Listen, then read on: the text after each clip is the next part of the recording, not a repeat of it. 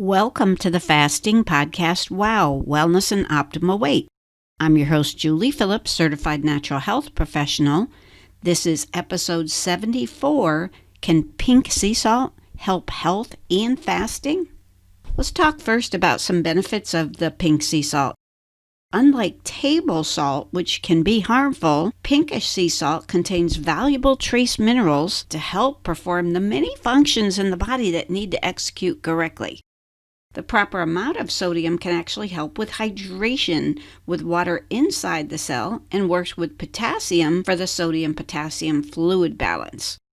Sodium is a key electrolyte, and together with calcium, magnesium, and potassium, it's critical to good health, including things like heartbeat, muscle contractions, so we can actually move.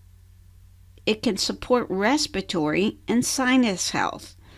It may help with blood sugar balance that can affect cravings, perhaps when we're trying to fast and achieve weight results. It can help regulate sleep, which, when we're in our deep sleep, the hormones leptin and ghrelin are balanced to signal our brain when we're hungry and when we're full. So people don't realize sometimes that the sleep is very important to how hungry we might feel.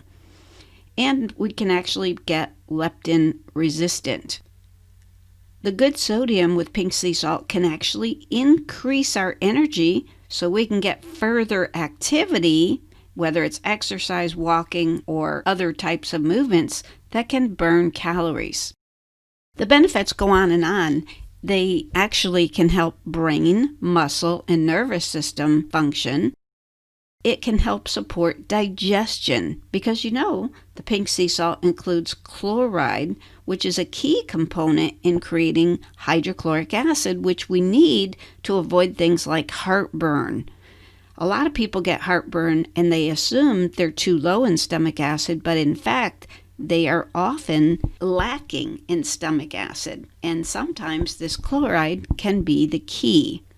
Hydrogen is also very important for that. The hydrochloric acid is very valuable in digesting protein and more things, so consuming some of the pink sea salt could possibly help not just with heartburn, but also perhaps stomach pain, vomiting, constipation.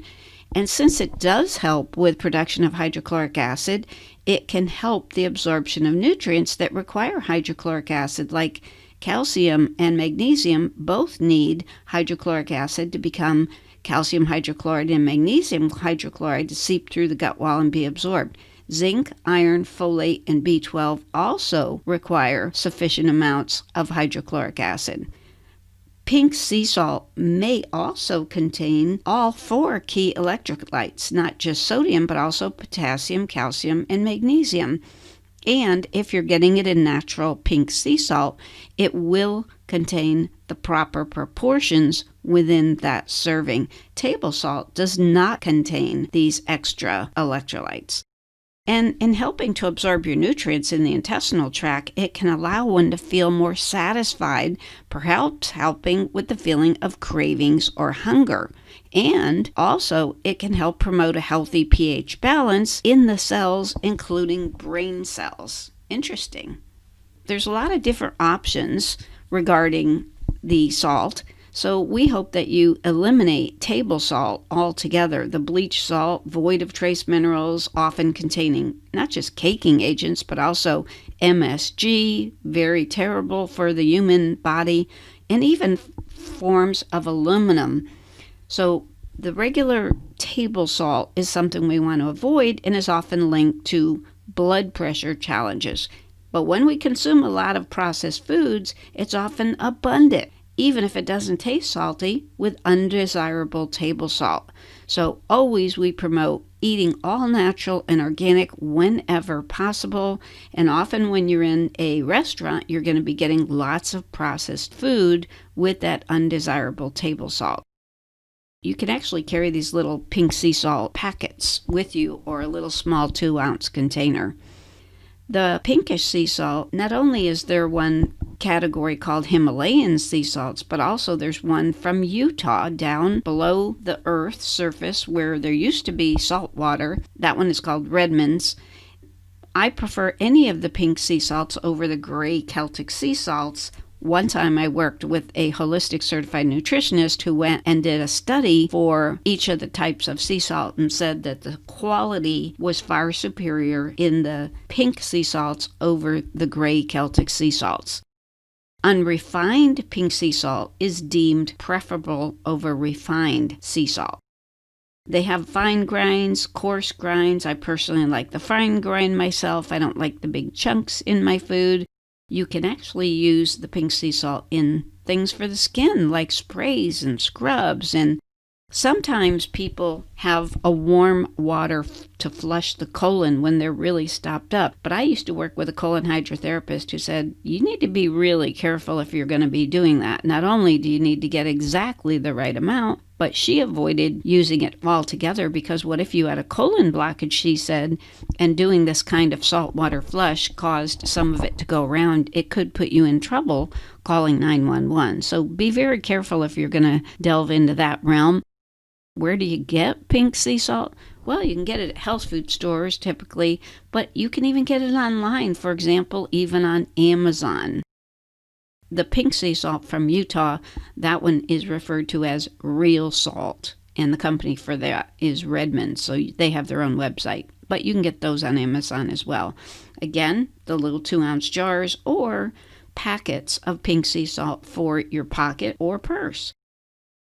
I have seen people who were thoroughly exhausted and a holistic practitioner would give them a little pinch of the pink sea salt to put on the tip of their tongue and watch it immediately bring them back right away from what appeared to be exhaustion.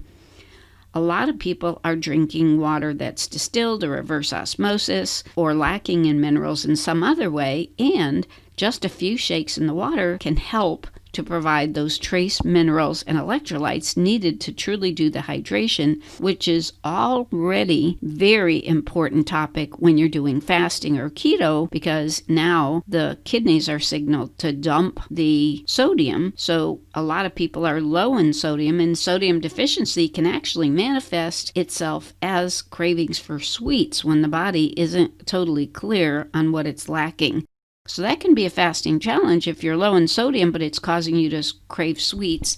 You're not only going to continue the sodium deficiency, but also now you're going to be eating calories you didn't intend to eat.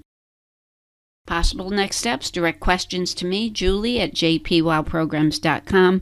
Please refer others to the podcast and YouTube, and check out our website, www.jpwowprograms.com.